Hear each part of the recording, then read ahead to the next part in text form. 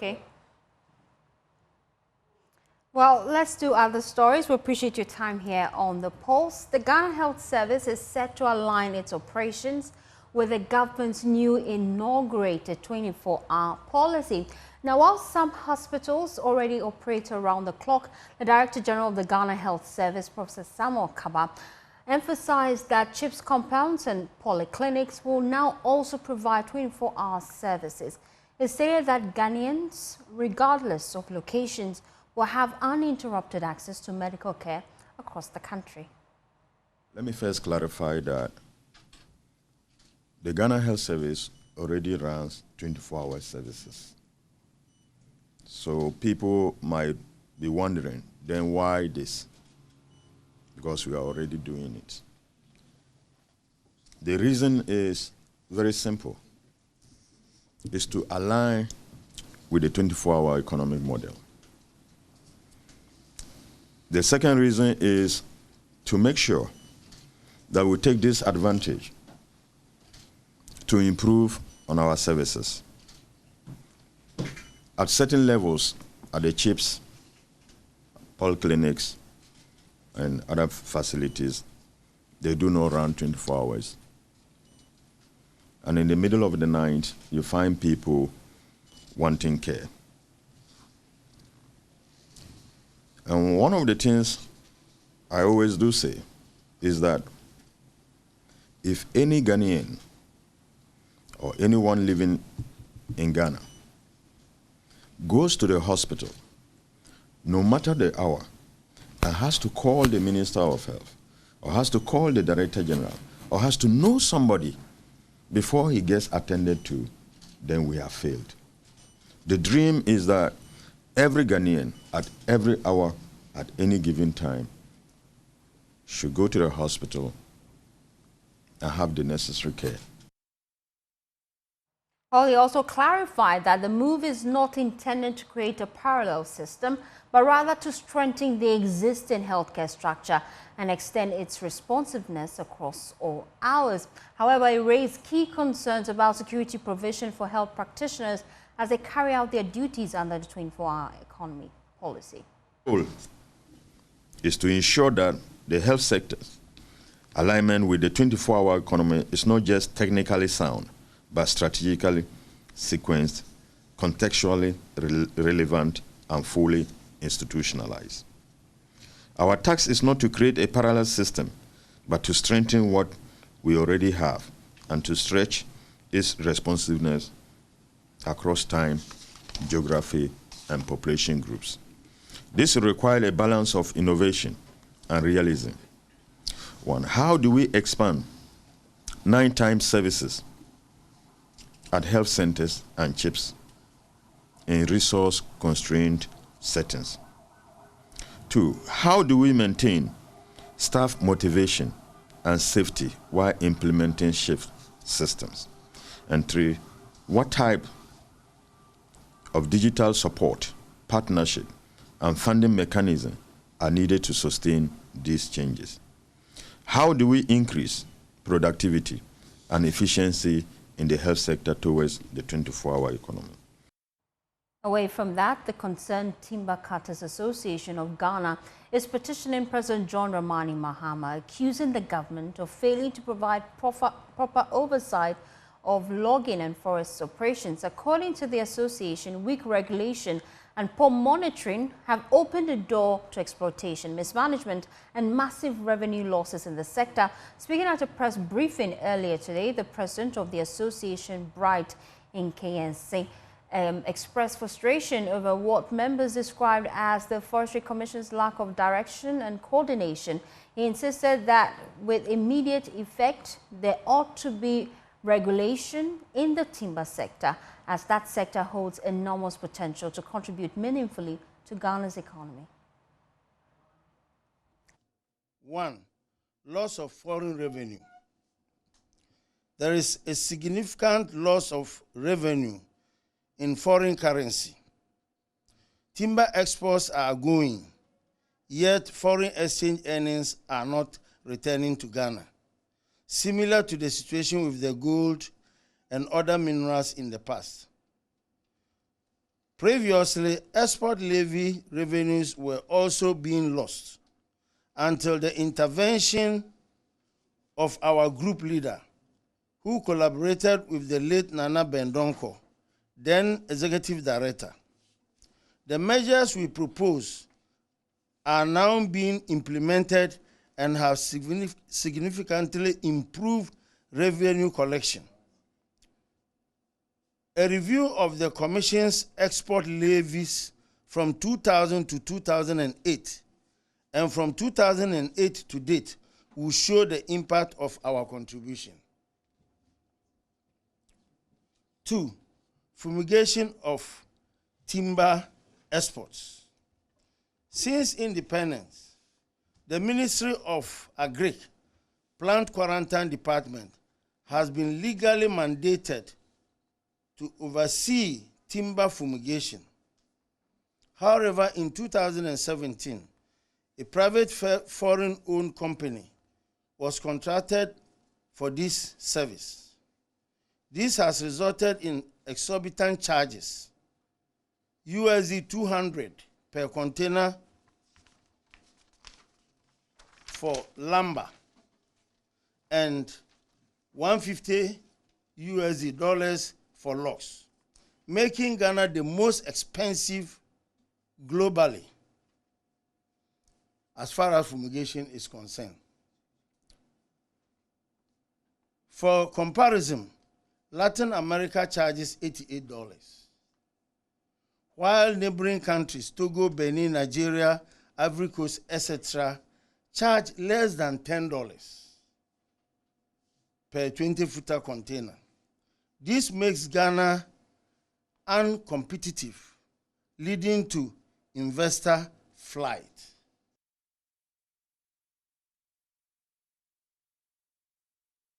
The group is also urging government to fast-track policy reforms to ensure transparency in licensing and open up the space for local participation. They're also calling for subsidies on essential tools and equipment, which they say are increasingly out of reach for small-scale timber operators. We have been in power for close to 6 months now. Okay, we have waited, listened, and watched. We are not seeing any positive transformation in the timber sector as we wanted. And the most highest person who can order for that transformation is the president. There are some things that are above the chief executive or the board. We are prepared to mobilize our unemployed workers and their families and move all our timber equipment, sawmill machines, dozers, trucks, etc., to picket at the Ministry of Lands and Natural Resources until our voices are heard. After helping secure an international market for rosewood by sending samples with a foreign buyer, I was denied permit after exporting the initial 200 cubic meters. Both NDC and MPP governments have ignored proper procedures, allowing political interference in the issuance of permit. Despite an initial ban, rosewood continues to be harvested daily, often by untrained community members for farming or charcoal. Forest Commission didn't know anything about rosewood. We took samples and we got the market and it picked up. It was a hell of time because they say it's a lesser known species. So at that time we were paying about 2 cedis 50 pesos, 2 cedis 30 pesos. But when it picked up, it became a political game between NDC and MPP. We, the real industry players who are working with Forestry Commission and are trained to know how to harvest sustainably by the way the foresters have been trained sustainable forest management principles are not given the permits to go and operate. Away from that, President of the concerned Small-Scale Miners Association, Michael Kojo-Pepra, has described as misleading reports of his intention in pleading for clemency for miners invading the Densri forest in the Ahafano North District of the Ashanti region. According to him, he had only inquired about the police operations leading to his arrest. Mr. Pepra has since been granted bail as police commence investigations. Naya Ojima has more in the following report. In a viral video, Mr. Pepra is seen in handcuffs, with reports indicating he intervened in activities of police anti-Galamsey task force, but he claims the reports are untrue. He says the Ministry of Lands and Natural Resources, in an earlier meeting with the miners, had authorized them to inquire of persons who undertake operations in the field. While attending to scheduled meeting with gold buyers in Tepa Enclave. During this engagement, I received information that a group, including police officers, was allegedly engaged in burning of motorcycles belonging to local residents. Acting as a responsible leader, I approached the scene to inquire about the operations and to verify the affiliation of the task force involved. Contrary to the police claims, I did not obstruct any official duty or intervene on anybody's behalf. At the time I arrived, no individual had been arrested, making any claims of interference factual and baseless. In the viral video, a police officer had claimed that some people in the community pointed to the president of the concerned Small-Scale Miners Association as the person behind the act. He vehemently refuted the claims, indicating he had only been to the area for the 2024 NDC campaign in mining communities. So when I went there, I was interacting with the police person when he said, they've heard we've been there before. And I said, yes, we came there, and it's on the public notice. It came into the news. So if we had gone there to campaign and assure them that when we come, we will make sure we streamline their activity, that does not mean we are encouraging illegal mining. As a matter of fact, we went there to explain the manifesto of the NDC to the miners, which was led by Dr. Twoyear. So if we had gone there to campaign, and for that matter, maybe they have seen us or they have seen our face or our presence there already, some of them are even they are part of our association. Mr. Pepra has subsequently been released by the police on bail. For Joy News, Naya Ojima, Kumasi. Away from Kumasi, Emilia Butchie searched endlessly for a single room close to where she works, hoping to find one that would take a year's rent up front. But every single landlord she approached demanded 2 years in advance. With nowhere she could afford, she built a wooden kiosk just to have a roof over her head. In this episode of Habitat series, Joy News' Jacqueline Azumayebwa exposes the harsh reality trapping thousands in Ghana's broken rental system.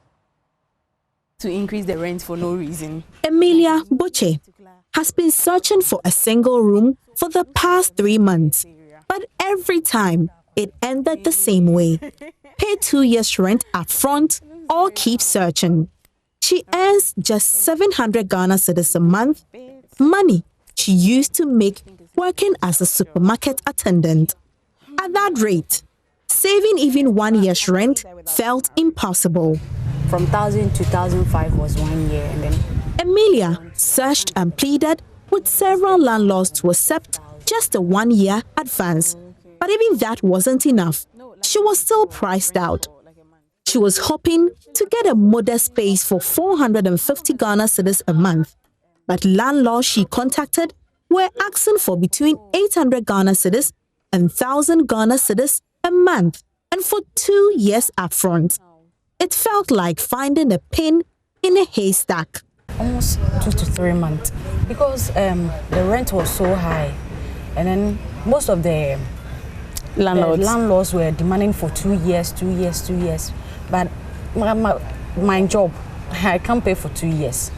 For 1 year, cry is something. So she stopped searching and started building a kiosk from scratch on a land she rented because it was her only option. I decided to do it on my own. So excluding the land is almost 7,000. So when you add the land to it, 8,000 and above. Even now, she pays monthly just to stay on the land her kiosk sits on at Medina. I decided to rent a kiosk. So excluding the land is almost 7,000. So when you add the land to it, 800 and above, 8,000 and above, sorry. Oh, okay, trying to put the whole structure together. Yes, 8,000 and above. Where I was staying in a kiosk like this one, but I was renting it. Okay. So I decided to look for a normal building to stay in, but I searched and searched and searched. I couldn't get. So that's why I made up my mind. I'll still use the kiosk. So would you say that rent in Ghana is very expensive? Very expensive, very, very expensive. The rent law makes it illegal for landlords to demand more than 6 months' rent in advance. Landlords who do so can be fined up to 500 penalty units, jailed for up to 2 years, or both. Yet in practice, many tenants are asked for 2 years, some even more. The law exists, but for most people, its protection is only on paper. Emilia used to teach.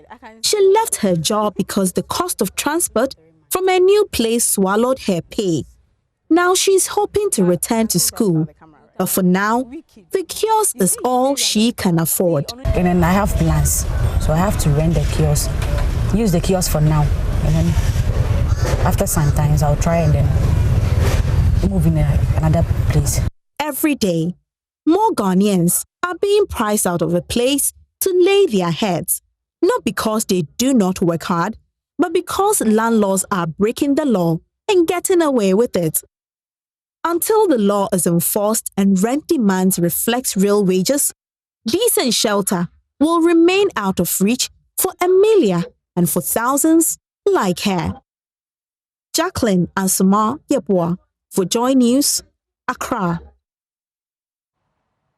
My colleague filed that report, Jacqueline Ansuma Yepua. It's quite sad to see what some women have to go through just to get a place to stay. But Joy News, we're providing solutions to that, and that is why the Habitat Fair series is on the way, and always making sure that we bring you updates to that. Well, that's how we wrap up the bulletin. For more news, please log on to myjoyonline.com.